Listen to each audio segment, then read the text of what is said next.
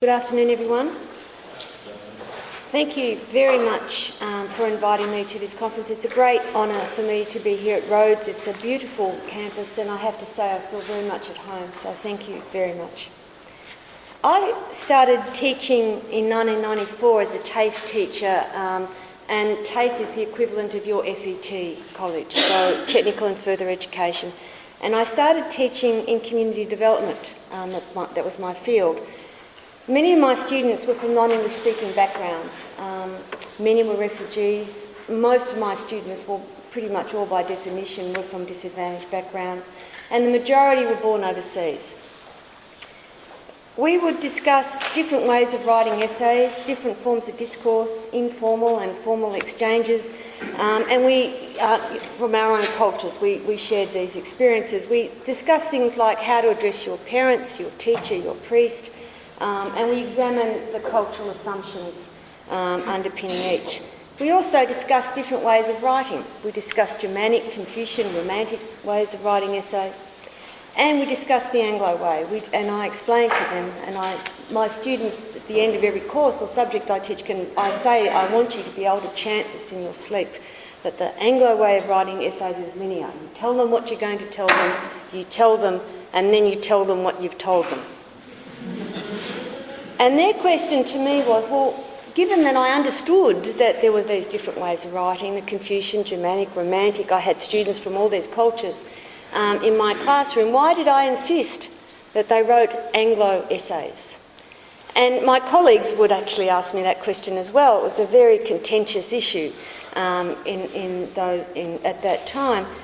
And my answer to them was because unless they knew how to write an Anglo essay, and write a report, they would not get a job. And they wouldn't know why. They would not be able to progress to higher level studies, and they wouldn't know why.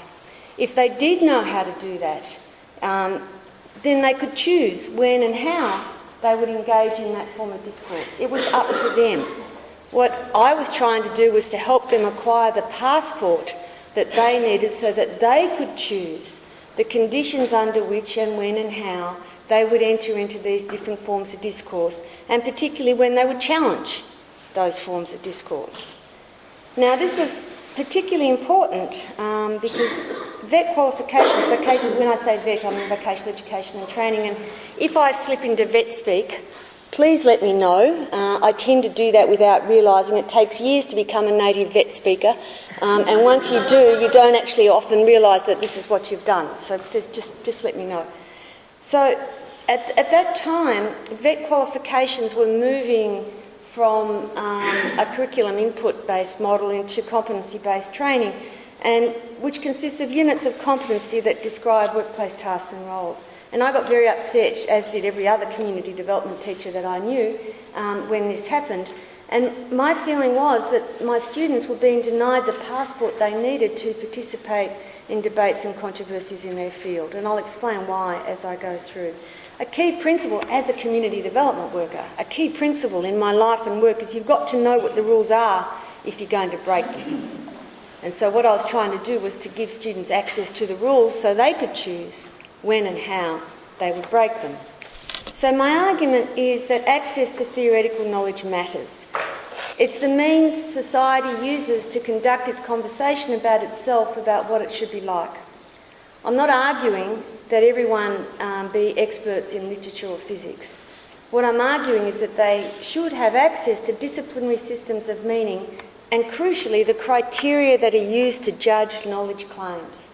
I'm not arguing that disciplinary knowledge be taught as capital T truth.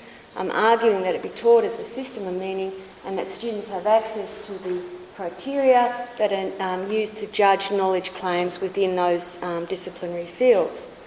I'm going to focus on vocational education and training and competency-based training, and for me this is an issue of social justice. In Australia we have two sectors of post-school education, higher education and vocational education and training. VET is a post-school sector.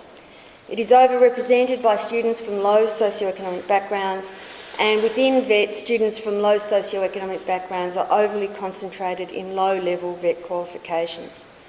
VET qualifications are based on competency-based training, as I said, CBT for short, and each qualification consists of a unit of competency units of competency that describe workplace tasks and roles. So that's the curriculum is based on workplace tasks and roles. And this is particularly problematic, I think, because of the way knowledge is stripped out. My argument is that VET students need to have access to the knowledge basis of their practice so that they can participate in debates and controversies in their field. So what I'm going to do first is I'm going to, in my talk, I'm going to be drawing on Basil Bernstein's sociology, but also particularly as that's been developed within the School of Social Realism. On Friday, I'm going to talk about the way I bring Bernstein and critical realism together in social realism. Now, not everyone does that in the social realist school. We all draw on Bernstein, but not everyone draws on critical realism.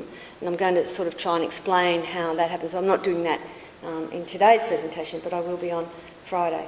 So I'm going to be using Bernstein to argue that access to theoretical knowledge provides the grounds for democracy. I'm also going to argue that in systems of universal post-compulsory or post-school education like we have in Australia and other wealthy industrial countries, that it is the type of education that students have access to that mediates inequality, and less so whether they have access to education, although that is still crucial. I'm going to argue that we have a theory of access, but not a theory of knowledge, and that we need to distinguish, in drawing on Michael Young's phrase, between powerful knowledge and knowledge of the powerful. I'm going to show you, I think, how education distributes access to knowledge, identity and desire using Bernstein's work, and then present the Bernsteinian framework which distinguishes between theoretical and everyday knowledge and some key Bernsteinian concepts of classification, framing, recontextualisation and recognition. Hopefully, we'll get to all that, hopefully.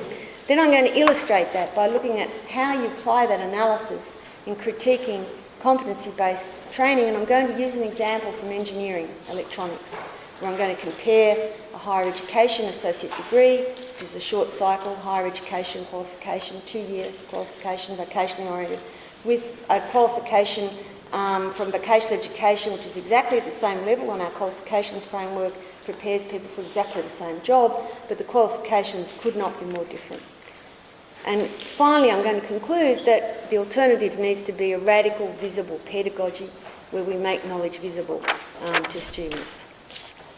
Now, Bernstein argued that students need access to theoretical knowledge and that this is a key question of social justice, and that's because it provides access to society's conversation about what it should be like. We use theoretical knowledge to think the unthinkable and the not yet thought in work and in society, and it's the means that we use to debate the nature of our field of practice. Theoretical knowledge helps us to connect the past and the present and the future, to connect the material and the immaterial, and objects and events that aren't obviously related. It helps us to transcend the limits of our individual experience, to see beyond appearances to the real nature of relations in the natural and social world. That's the critical realist book, by the way, which I'll explore further on Friday. It matters more in the so-called knowledge society, and that's because we need to, all of us, draw on increasingly complex knowledge as society, economy and technology changes. And increasingly occupational progression, occupational mobility, progression in careers is linked to educational progression.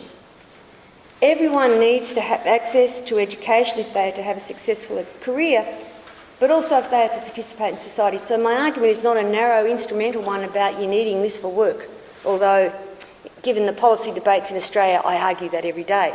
But I also argue that people need access to knowledge more broadly to participate in society. Now, the example that I like to use, and because it had such a profound impact on me, was in 2006 in a town called Toowoomba in Queensland. It was at the height of the 1 in 1,000 year drought that we had. The drought broke a few years later, a couple of years later, well, about 3 years later. And anyway, the dam, the water in the... I know water is a big issue for you here, so I'm sure this is going to resonate. The water in the dam was down to 17% or something like that, 18%. And the mayor decided she would have a referendum on whether they should recycle water. Now, you've got to remember, we're in the middle of a 1,000-year drought, no rain.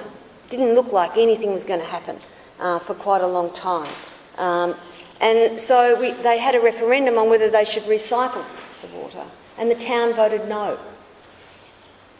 And people who were interviewed on the TV and the radio, they asked, why did you vote no?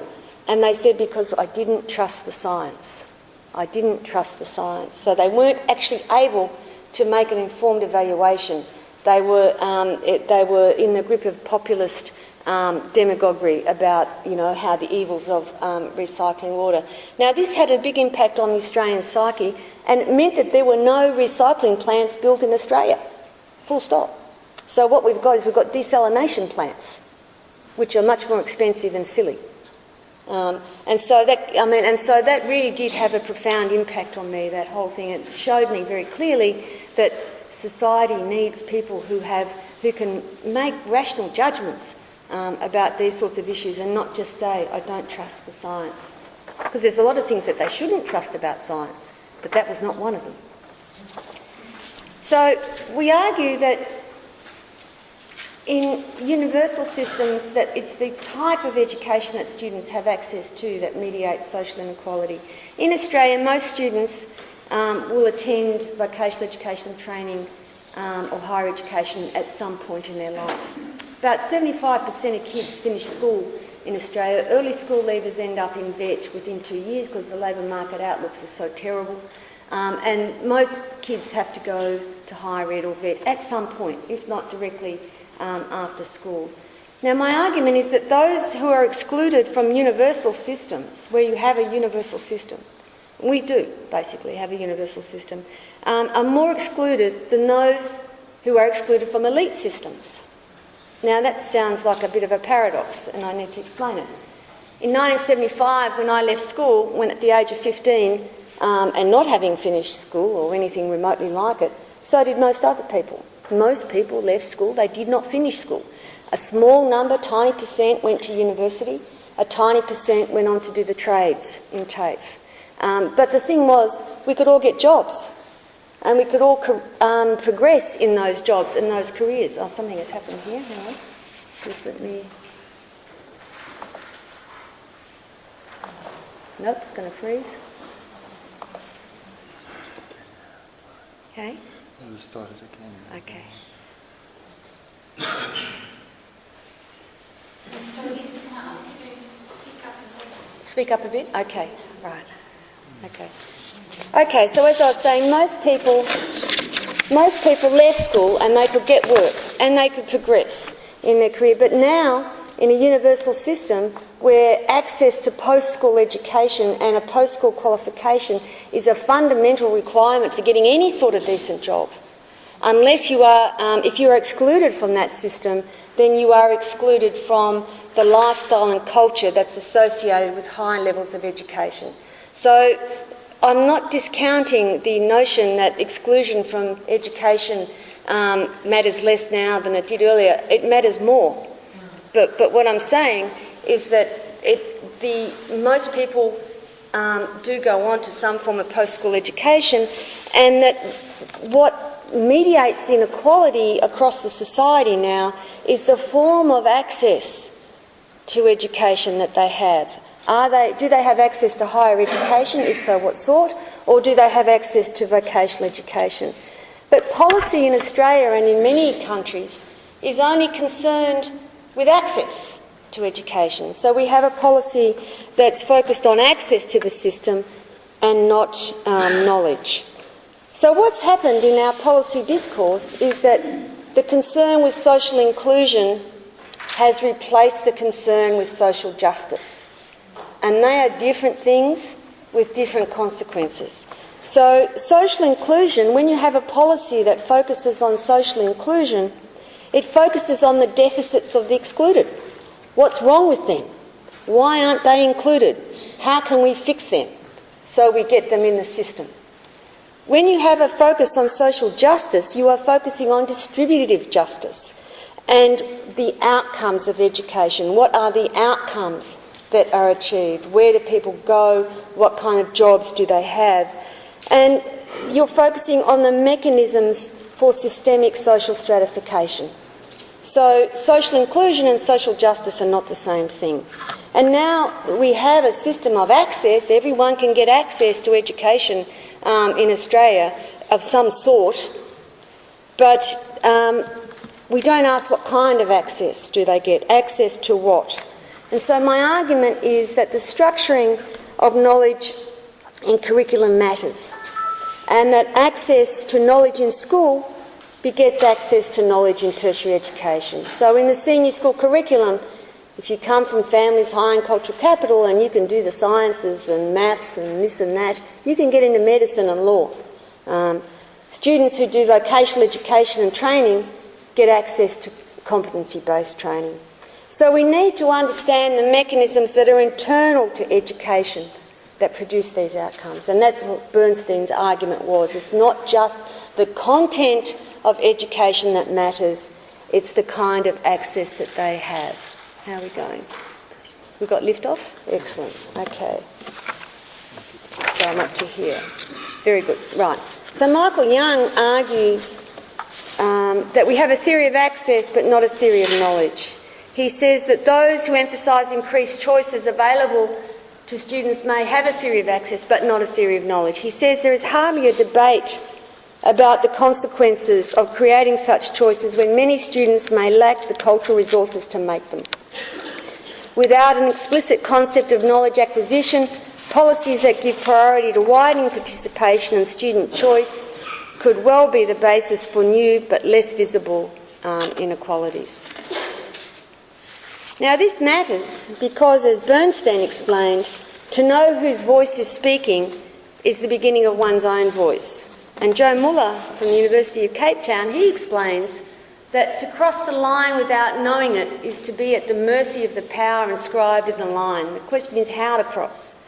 And that means paying detailed attention to the politics of redescription and translation and to the means required for a successful crossing. So students have to recognise whose voice is speaking in the disciplinary context so that they can then articulate their own voice.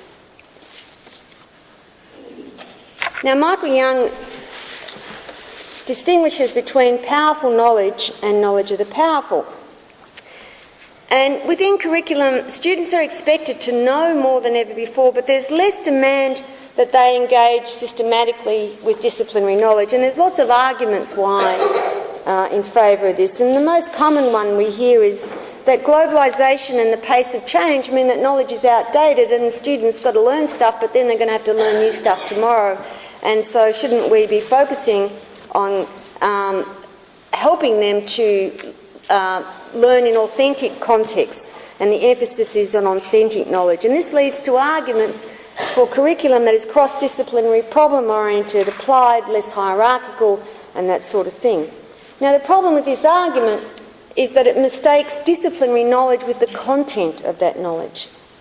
Disciplinary knowledge consists of systems of meaning, but the content changes more quickly and evolves through engagement with the world.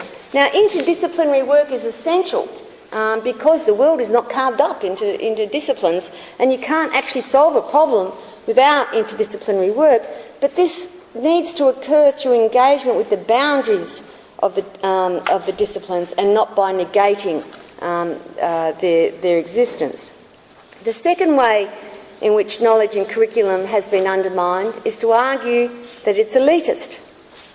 Now, it is, yes. However, this is to mistake powerful knowledge with knowledge of the powerful. My argument is that powerful knowledge provides epistemic access to the natural and social worlds, even if it is fallible and revisable. It's our best shot at understanding the world so far. Knowledge of the powerful, on the other hand, is shaped by unequal social access to knowledge. Knowledge of the powerful seeks to monopolise powerful knowledge precisely because it is powerful. Now, it is true that knowledge will always bear the marks of its production, and that is because it is socially produced.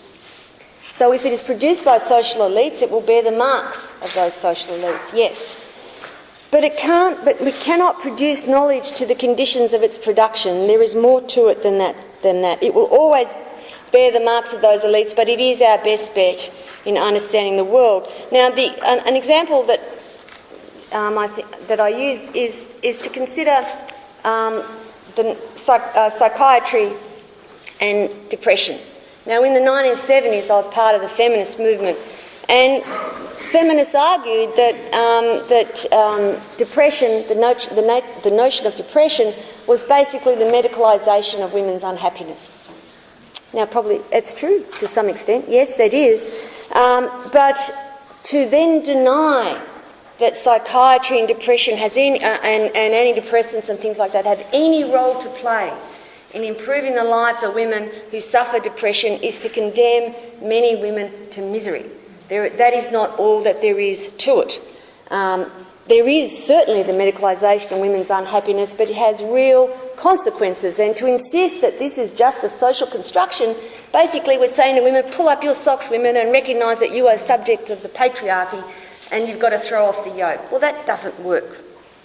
I mean, if it did work, we would have done that by now. So the feminist movement developed a critique of psychiatry, and that's led to alternative notions of women's unhappiness and depression and how to deal with that. But women did that precisely through mobilising disciplinary knowledge in order to develop their critique.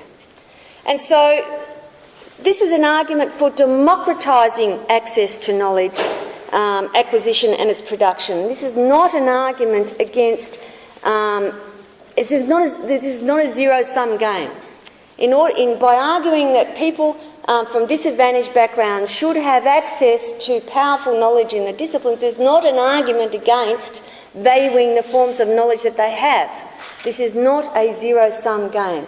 And what happens when you begin to democratise access to the academy begins to change. I'm not for a minute arguing that it's democratic now.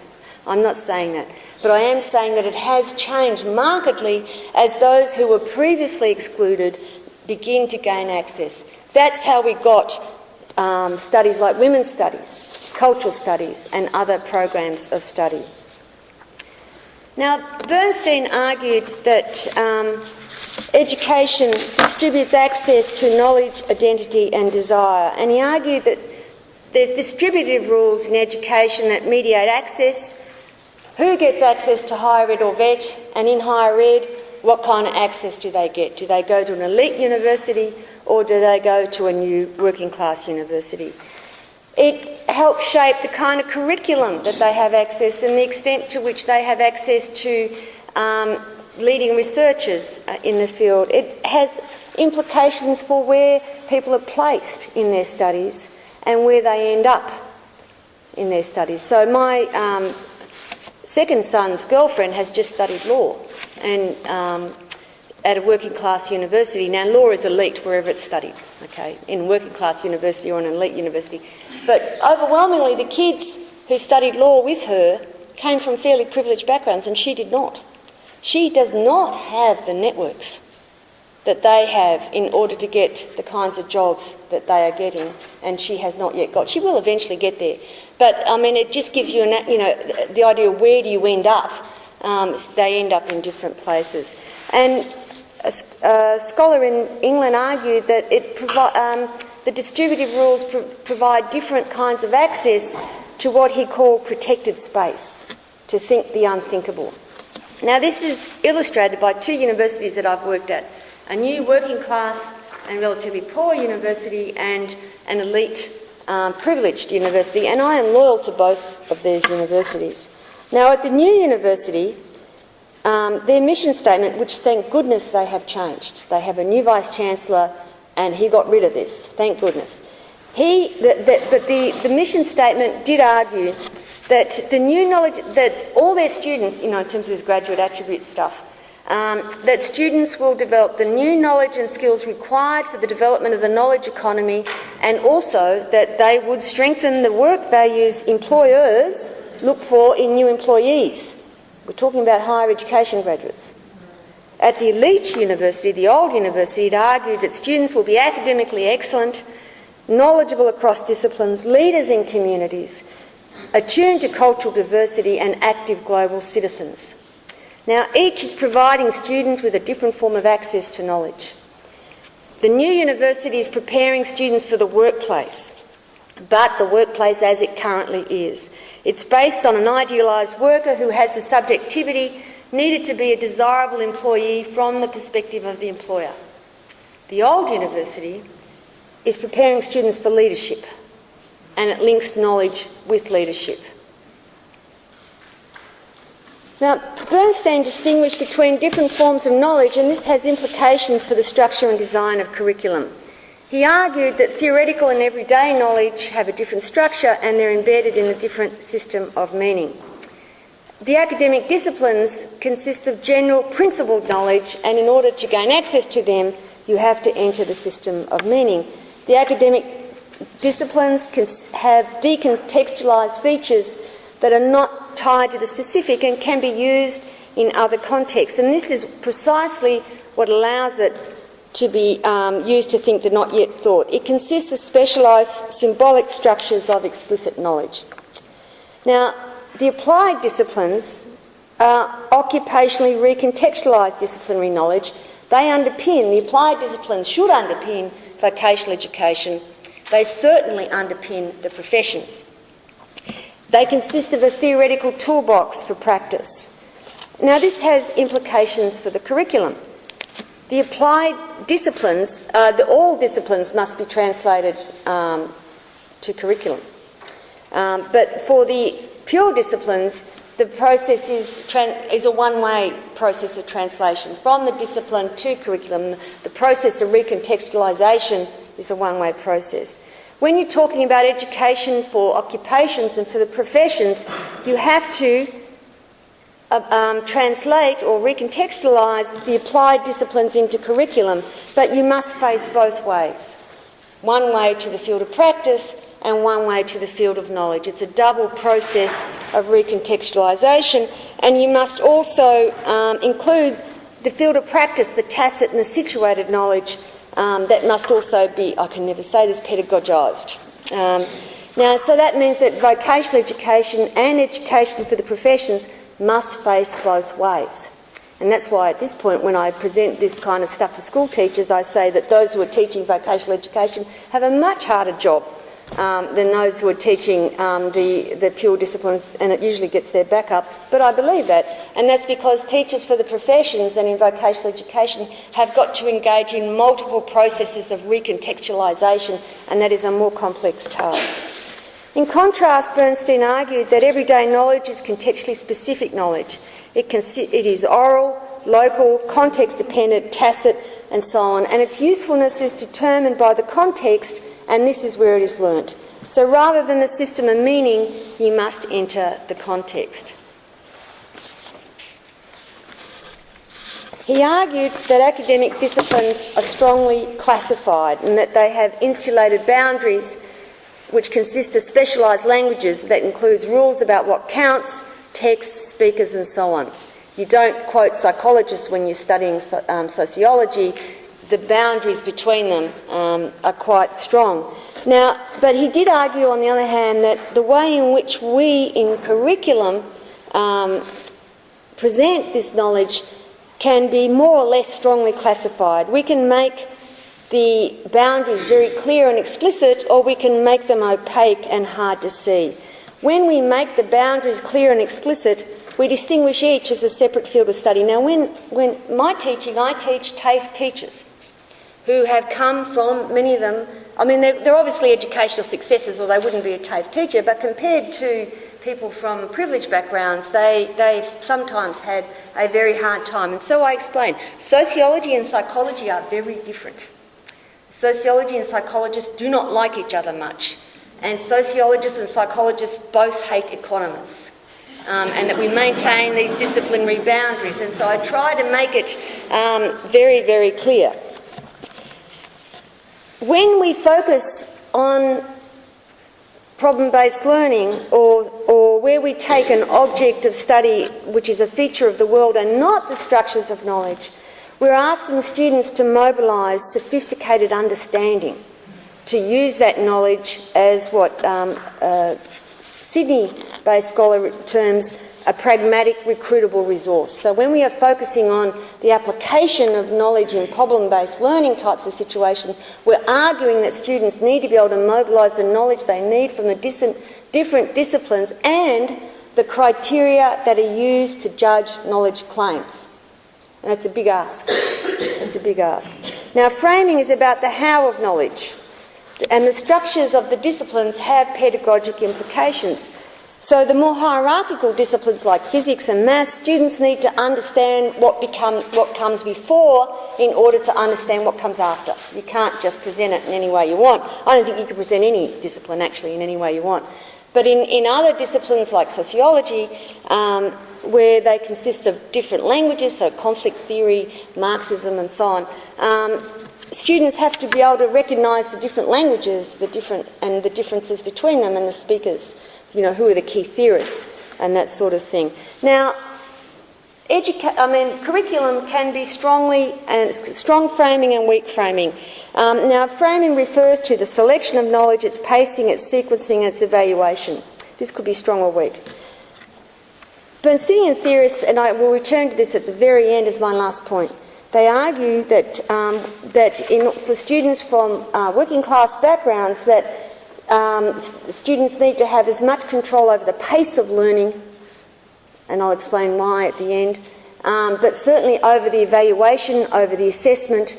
It needs to be made absolutely explicit. So in every subject I teach, I say, here are exemplar essays. This is what I'm after. This is what I'm looking for. Every subject I teach, here's how you write an essay in this subject. So not leaving this up to chance. Now, knowledge is translated for curriculum and pedagogy through a process of recontextualisation where we delocate knowledge from the field in which it was produced and relocate that in pedagogic discourse. So you can't produce the whole field of plumbing in the plumbing curriculum. You've got to select bits and you've got to do it according to particular principles. Now, there's a different recontextualisation principle for academic curriculum on the one hand, or vocational and professional curriculum on the other one. In academic curriculum, the principle of recontextualisation is to induct students into a field of knowledge. In vocational education, where curriculum must face both ways, the purpose is to induct students into a field of practice. So this has implications for the way in which you structure curriculum, but it needs to face both ways, to the field of practice and to the knowledge underpinning practice. And so my argument is that there's continuity of purposes between vocational education and professional education. So rather than say, let's just say academic and vocational education are equal but different, no one believes that. No one, and we're never going to win that. The only way to raise the status of vocational education is to link it to professional education and to link the curriculum in the FET colleges to the curriculum in the professions by providing the scaffolding that students need to access the professions. Students also need the recognition rules. They need to be able to distinguish between different disciplines and different systems of meaning. So they need to be able to recognise this is physics, not chemistry. This is sociology, not psychology. I remember when I was a student, I started studying when I was 29, and I hadn't done any exams or anything, and I went into the statistics exam, and I thought I would die. I really did. I thought, I'm at the edge of the abyss and I'm teetering. But I wasn't as bad as some. There was a woman who came into that exam. She sat down, and 10 minutes later she left the exam in tears. So she could recognise that this was statistics, but she could not realise the result.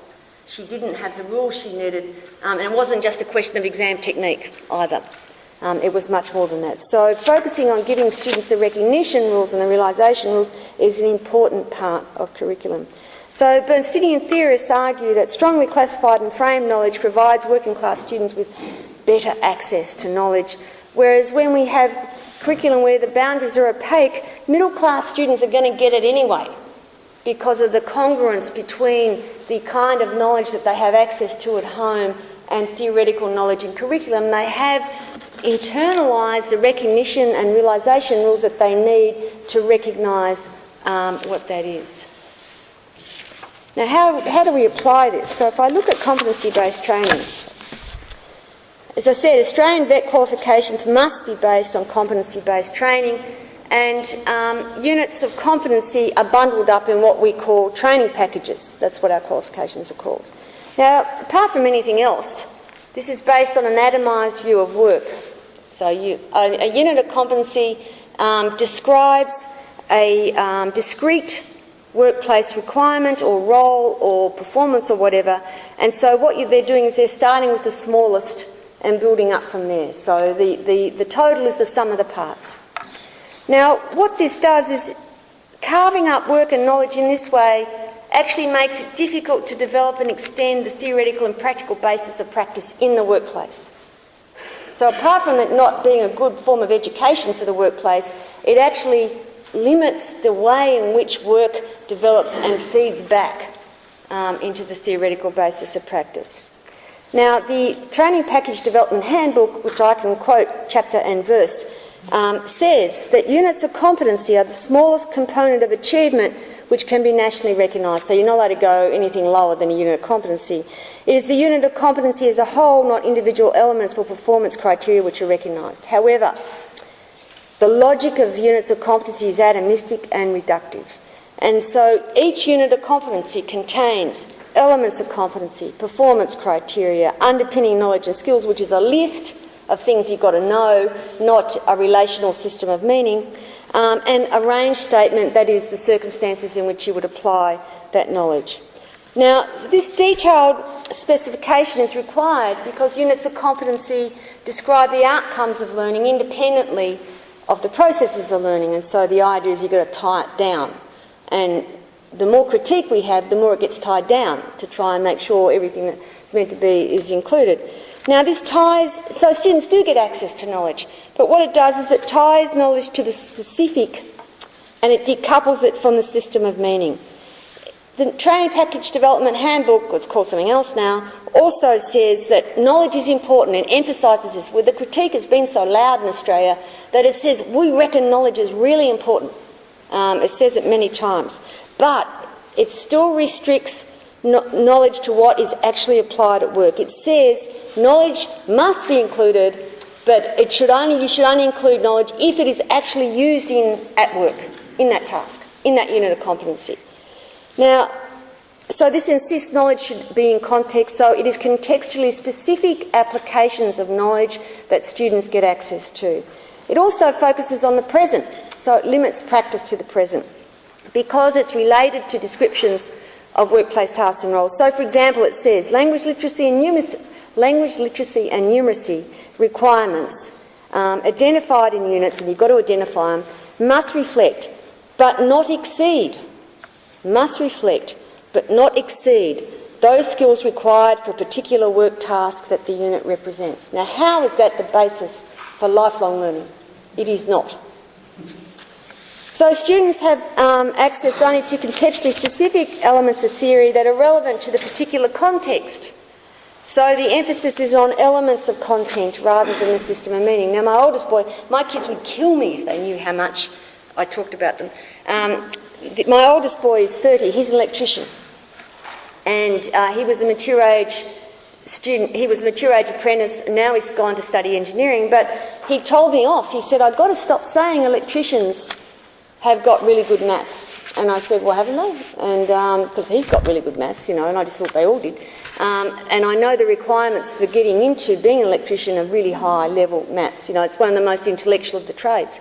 And he says, look, they should have good maths. He said, but the problem is that, and he doesn't have my language, because, he's an electrician, he's going to be an engineer for God's sake, so he doesn't, but he said, look, a lot of the problems with a lot of the Sparkies, that's what we call them, is that they've got the formula, but they can't move the bits around in the formula, and they need to be able to move the bits around. And so electricians need access to maths and not formulas. So when I was teaching the teachers of motor mechanics apprentices, I said, what do you teach them? Do you teach them maths or formulas? And they said, well, formulas, because that's what's in the training package. And I said, but what if they need another formula? Well, we teach them that. What if they need another one? We teach them that. What if they need that formula in a different context? You see, when you focus on contextually specific applications of knowledge, knowledge is not under students' control. They can't select what the appropriate contextually specific application might well be. So here I've compared two qualifications, and they are for engineering technology, and they both prepare students for the same occupation, and they are both at the same level on the Australian Qualifications Framework, which is level 6. Now, the associate degree is a higher education qualification. Associate degrees are 2-year short cycle vocationally oriented higher education qualifications. The other is an advanced diploma of engineering technology electronics. Now, this is the full list of on this side of what the subjects are in the associate degree, plus they've got to do one elective on top of this. Now you can see that this focuses on the applied theoretical basis of practice, but also on practice itself. So it faces both ways. It takes 2 years. The advanced diploma, on the other hand, is organised around workplace tasks and roles, where knowledge is tied to the specific. And this is illustrated in the way the spaces are carved up in the structure of the program. This is a disaggregated notion of the qualification. Now, we still do have things like applied physics to solving electrotechnology engineering problems. That's still there. But it is in a context of a whole qualification that exists of disaggregated workplace bits, in contrast to the other one. Now, remember I said that is the full qualification for the associate degree. That is the start of the advanced diploma, and here is the rest of it. And as well, students are required to do electives that are worth 1,000 points that are drawn from 5 tables where the electives range from 20 to 120 points. But there are lots between 40 to 80. So you can see that this is a different way of approaching how you carve up spaces in the curriculum. So just in conclusion, what should curriculum look like? Well, Bernsteinians argue that, many, not all, that what we need is a radical, visible pedagogy. This is not presenting knowledge as settled and the truth. Knowledge is fallible because it is socially produced. What it's about is about giving students the means to participate in debates and controversies that shape their field, and in particular giving students access to the criteria that are needed to judge knowledge claims within the discipline. So this is not handing on the canon and saying you've got to believe it because this is what tradition says. This is saying here's what the canon says and here's the rules for evaluating, or the criteria for evaluating knowledge claims. Let's have a debate. Let's have an argument. So when I would teach community development and I would teach a subject like social policy, I would say, here are the different theoretical perspectives within social policy about the way in which policy is formed. Let's have a debate about what they are. So Bernsteinian theorists argue that there needs to be strong classification of boundaries between different knowledge domains so that we're giving students the means to recognise those boundaries and to realise the results required. They argue, although that there's disagreement about this, that there should be weaker classification over pacing and sequencing where we give students more control. I think the sequencing thing is a little bit more iffy, that sometimes the sequencing really has to relate to the nature of the subject, but certainly over the pace of learning. And this is illustrated by one overseas student who we interviewed as part of a research program, who's now a research project, who's now doing higher education in a TAFE. She's doing a degree in a TAFE, not in a university. And I said to her, why are you here? Why are you here? And she said, at uni, lecturers keep going and won't stop because you're an overseas student and you don't understand. That's giving. So what she was getting from TAFE was more control over the pace of learning and how she accessed that. So there needs to be, however, strong evaluation, strong classification over the evaluation rules. What are the goalposts and how do you kick a footy through it? Basically, we have to be explicit about this. So this is actually what guides my teaching, and that's because I believe that there's nothing as practical as a good theory. Thank you.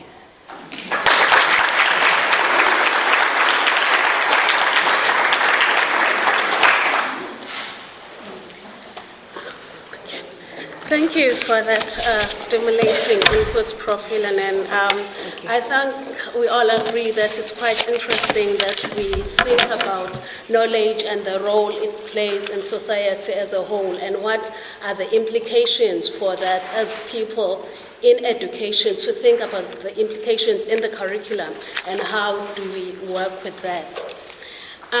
We now have a couple of minutes to take questions, and I'd like to open the floor to questions. There's usually stunned silence at this point for quite some time. Okay, Prof, you can start.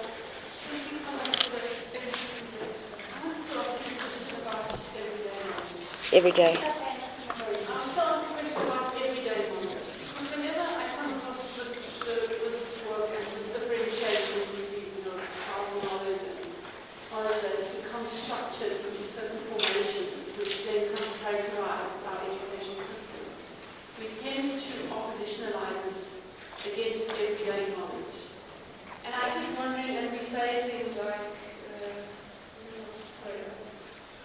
There's no system of meaning in everyday knowledge.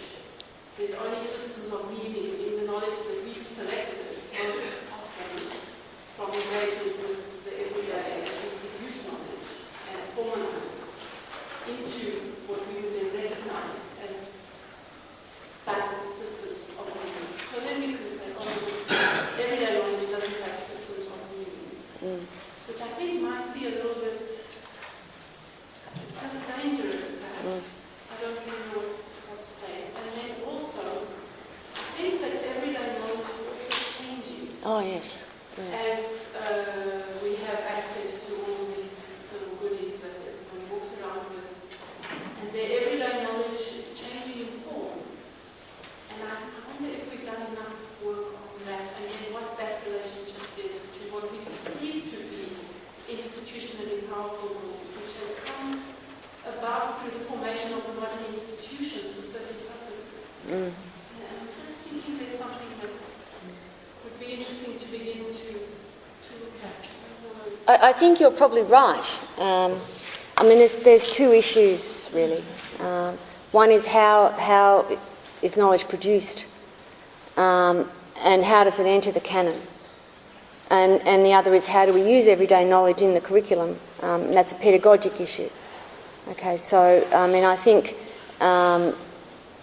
we must engage with students' everyday knowledge as a point of access to theoretical knowledge, but the point is to give them access to the system of meaning, not to stay within the everyday knowledge. Now, I think you're probably right. I think we probably have oversimplified everyday knowledge in our efforts to try and understand the nature of theoretical knowledge, and I think that there are obviously similarities between contexts, and a lot of that's to do with one's social class and background, and so I think people like Pierre Bourdieu are very important for understanding how we acquire our everyday knowledge and how we understand intuitively what's a good fit and what's not and all that sort of stuff. So I think that's important. I think there needs to be, I think the most under-theorised part of Bernstein's work is his stuff on the applied disciplines and on the regions, which he talks about. The regions are the interface between the disciplines and the field of practice. And I think it's a two-way street. It's a two-way street, and that's one of the reasons why I'm so concerned about CBT, and because it focuses on limiting learning to the here and now and in a disaggregated form, that it's not actually providing an opportunity for practice to feed back to knowledge, to feed back to the knowledge place. So obviously the disciplines and the disciplines pose problems for the applied disciplines pose problems for the disciplines, and that's a two-way street. But also practice poses problems for knowledge.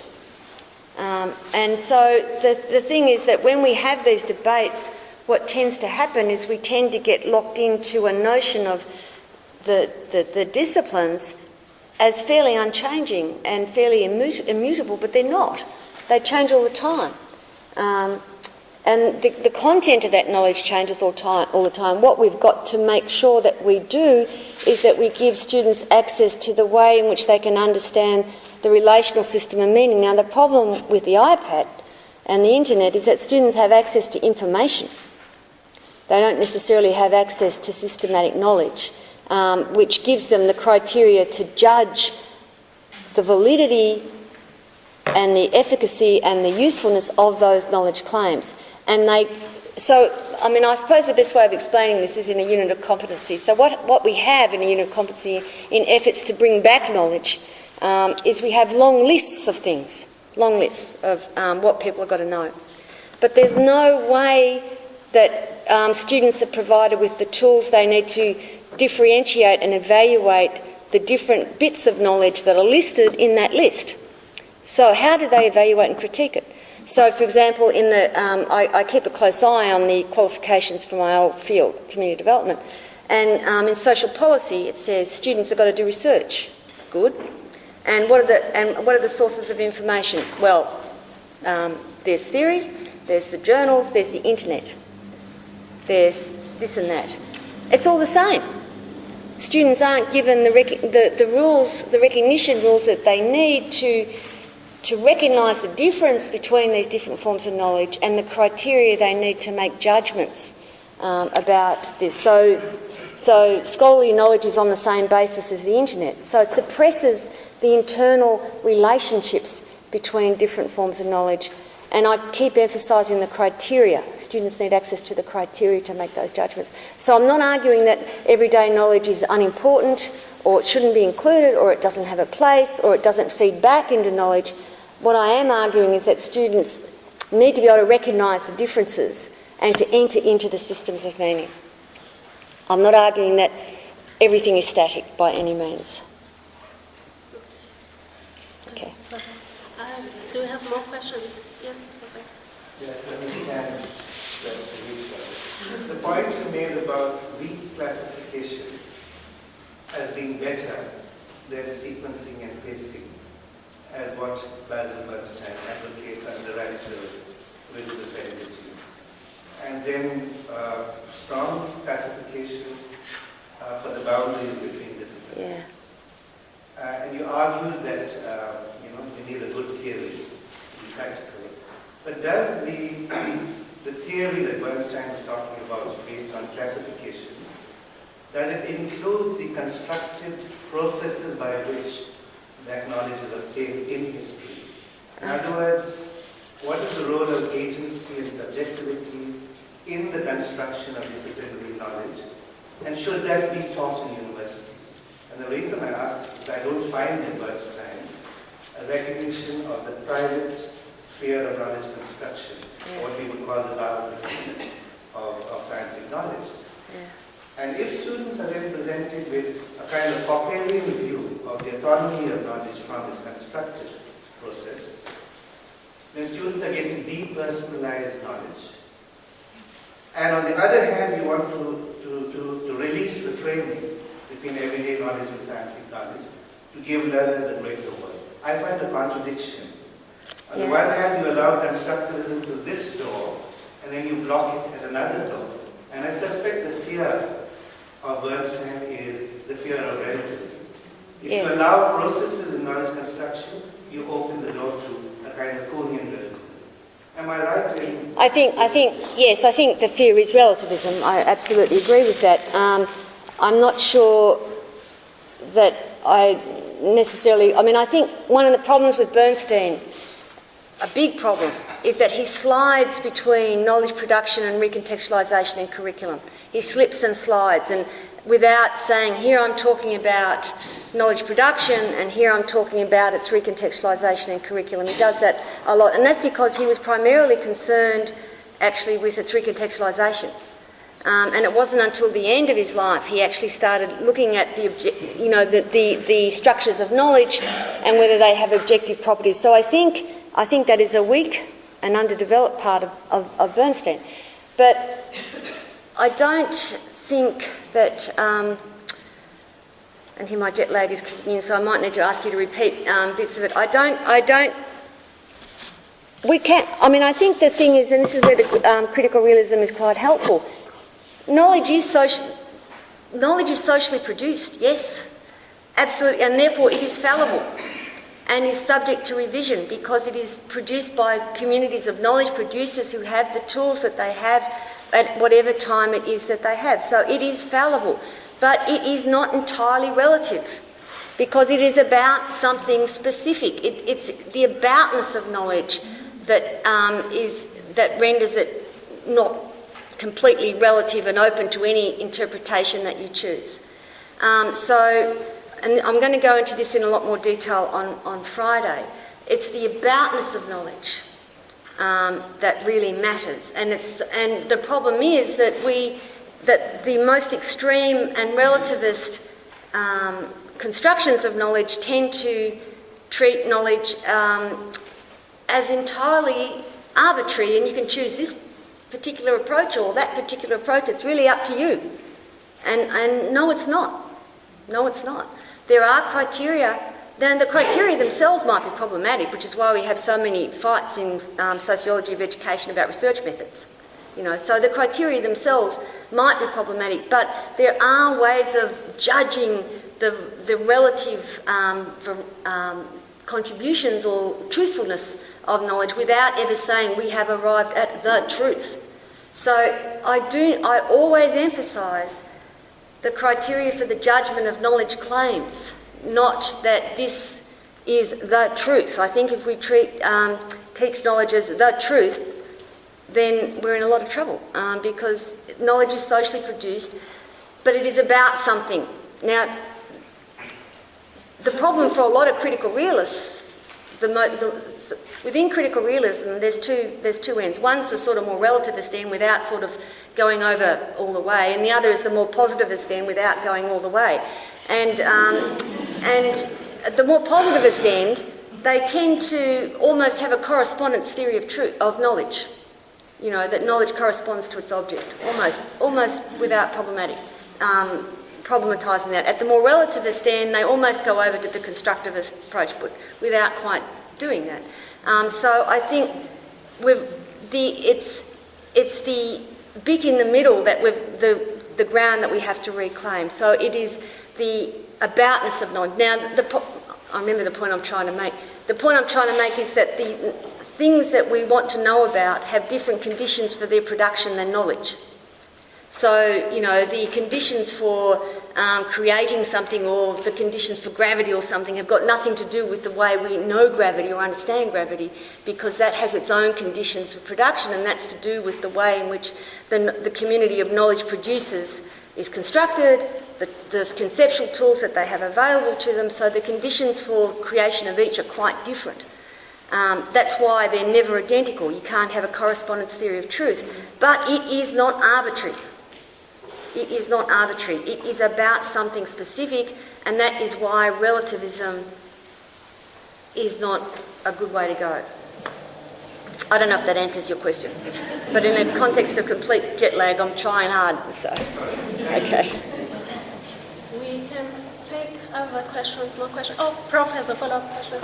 Okay, we'll then come to you after this question. Could you speak up a little, sir? Powerful knowledge. Yeah. Is, and how powerful knowledge becomes powerful. Yeah. Because we have the knowledge of the powerful, as you said. And most often, it is that becomes powerful.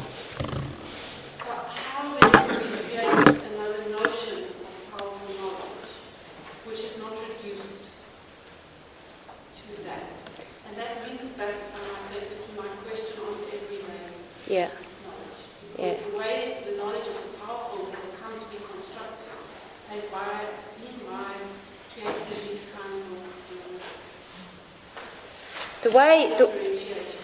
I think the key thing to me is democratising access to the academy.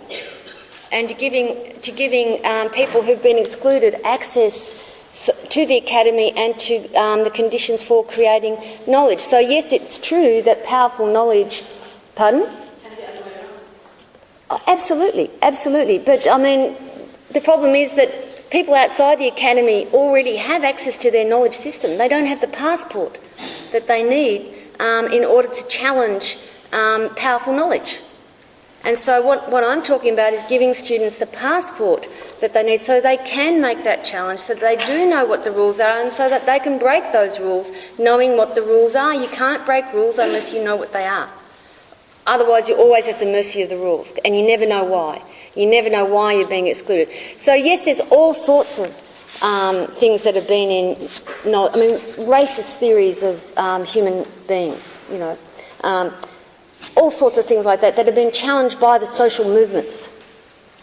But this has led to and so I think your point is true, that this has led to the construction of deeper and richer forms of knowledge and understanding which have challenged a lot of those notions.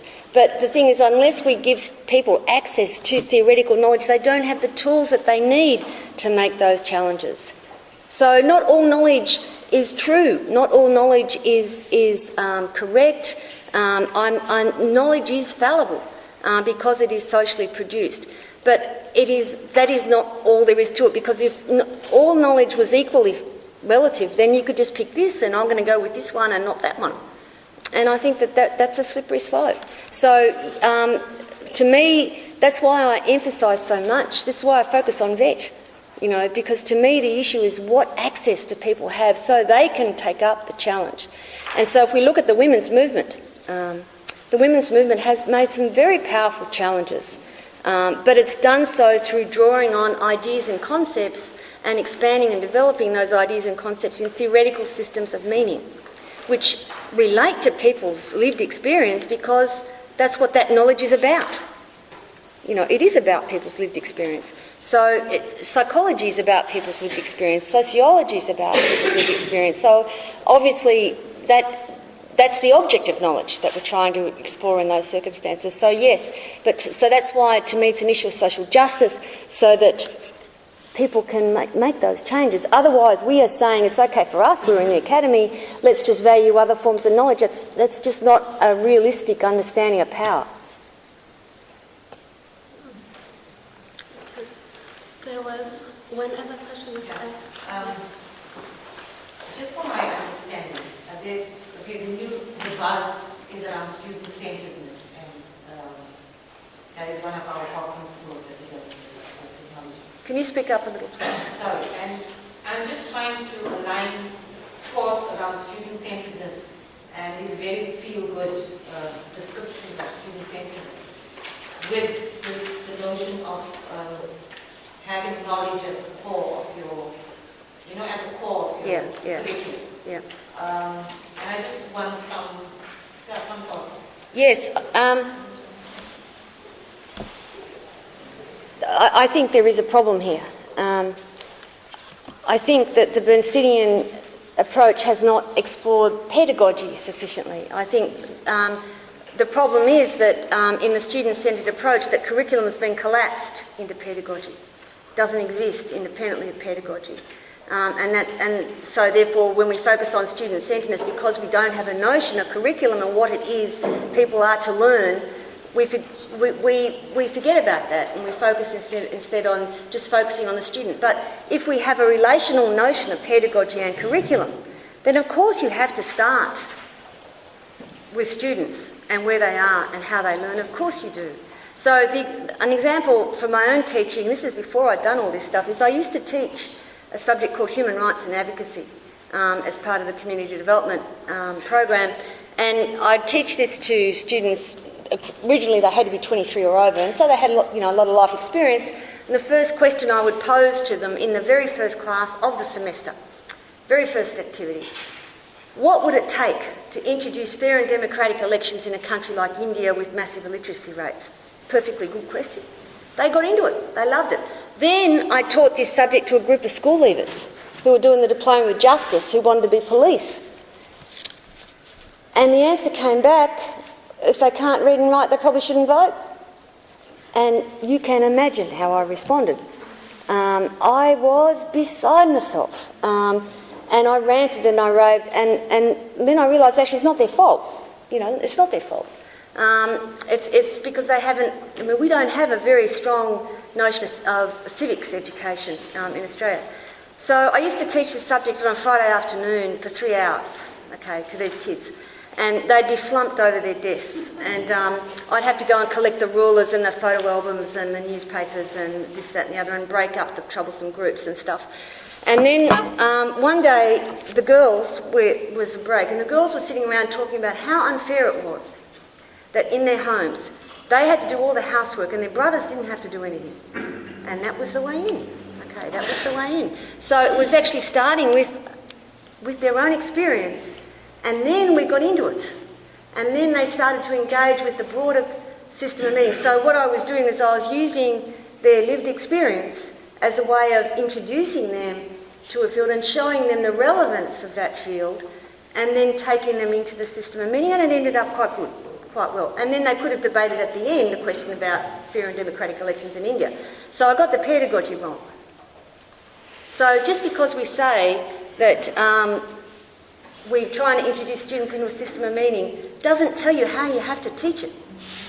That's another whole problem that we need to explore collectively and in a lot more depth. So I still think we should be focusing on where students are at, and that's why I keep emphasising that for working class students, giving them explicit access. This is sociology, it is not psychology. That's student-centred. Are there any more questions? We still have time. I'm sure people want to rush off to come. Oh, okay. Yeah. Well, there's just one more and then we'll... What happens if you teach students, this is sociology and this is psychology, and in the meantime, it's changed to something else, and it's actually social Psychology. I tell them there is a thing called social psychology. So, same with politics and sociology. I remember being confronted by the reality of having to teach them that actually there's overlaps. So we're not saying to students, here are rigid boundaries and no one shall cross. But we're saying, if you're going to understand the system of meaning, here are some boundaries. And here's how you navigate those boundaries. And here, while you're learning how to do that, here are some key conceptual frameworks that you might need to start. So I remember being struck by trying to teach. I used to teach both politics and sociology. Well, I slip and slide between that myself. I slip and slide between sociology and philosophy. And when I come to teaching students, I've got to remember that they haven't had that kind of access so that they can use it with that facility. So it is a pedagogic question.